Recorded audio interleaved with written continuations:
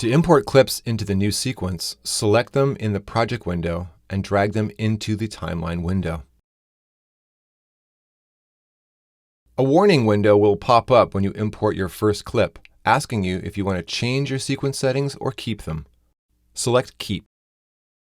Once you drop clips into the timeline, a preview appears in the Program window.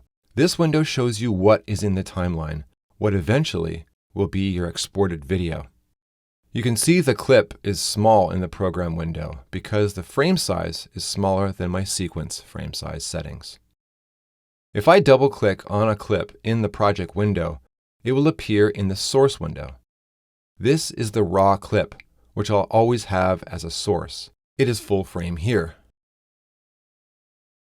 In the Program and Source windows, you can control the playback functions on the toolbar at the bottom of the screen.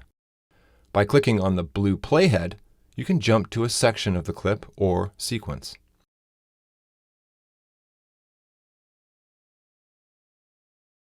In both windows, you can control the zoom view by selecting a percent or fit, which is fit to frame.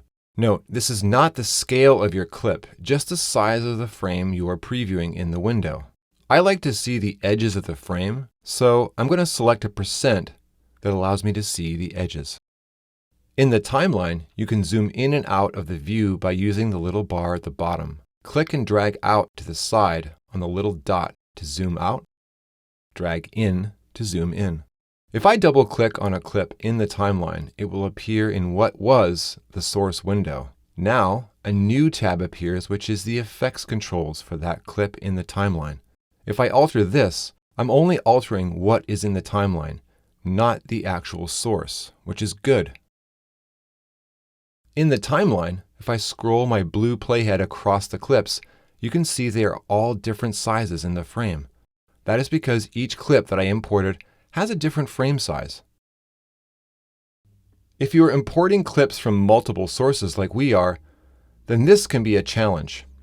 Click and drag on the edge of the project window so we can see more of the window. If you scroll to the right, you can see all the metadata for our sequence and the clips. They have different frame sizes. Video is pixel-based, meaning that it is made up of a defined number of pixels or dots of information. If we were to blow up this clip by increasing its size to fill the frame, then our image would get fuzzy and jagged.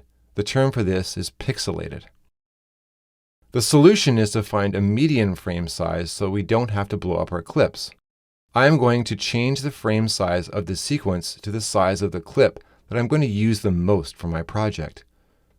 So, for example, the Don't Be a Sucker clip, which is 640/480. Select the sequence in the project window. Then go to Sequence, Sequence Settings to bring up the Sequence Settings window. I'm going to change the frame size to 640/480. Click OK. Now the clip is full frame, but the others are either too big in the case of this HD clip or still too small. In the case of the small clip, let's see what happens when I blow it up. Double-click on the clip in the timeline. Go to the Effects Controls tab by clicking on the arrow icon and selecting Effects Controls. This is the effects controls for the clip in the timeline. You can alter this all you want, and it won't alter the source. I'm going to scale it up to show you what pixelation looks like. Not so hot, so don't do too much of this. You have some decisions to make. Either don't use the small clip, or if it's important enough to your project, then change your sequence settings to conform with it. In the case of the HD video that I downloaded, it is too large. By double-clicking on the clip in the timeline, I'll bring up its Effects Control tab. I'm going to scale this one down a bit. It still looks good, so the lesson here is it is better to scale down than up. If you have a clip that you must use, then change your sequence settings to match its frame size. My workspace looks a bit funny now, so to reset it back to my saved layout, go to Window, Workspaces, Reset to Saved Layout to reset your workspace.